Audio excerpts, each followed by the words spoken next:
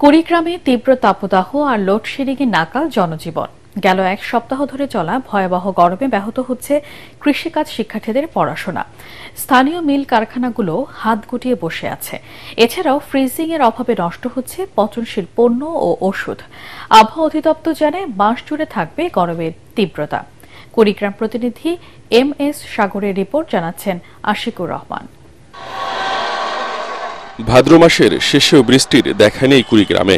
প্রতিদিন গড়ে ৮ থেকে ১০ ঘন্টার লোডশেডিং আর ভ্যাপসা গরমে অতিষ্ঠ জীবনযাত্রা।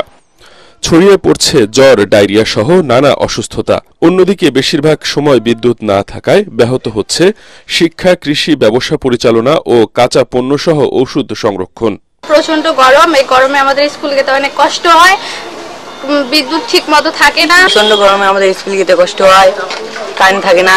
24 ঘন্টার মধ্যে 5 ঘন্টা মঙ্গা থাকে বা 22 ঘন্টা মঙ্গা থাকে না, বিদ্যুৎ থাকে না। বাড়ির বাচ্চা কোষার মানে কি করে ডায়রিয়া, এখন হাসপাতাল ধরি, এখন মানে বাচ্চা ধরি যাবা নিচে। কারেন্ট থাকে না আর প্রচুর গরম, গাড়িরও ইনকাম নাই। জেলায় প্রতিদিনই 33 থেকে 37 ডিগ্রি সেলসিয়াস তাপমাত্রা ওঠানামা করছে।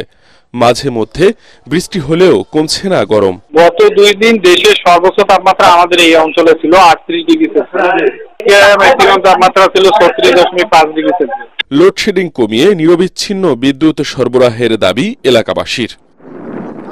Bureau report, ATN Bangla.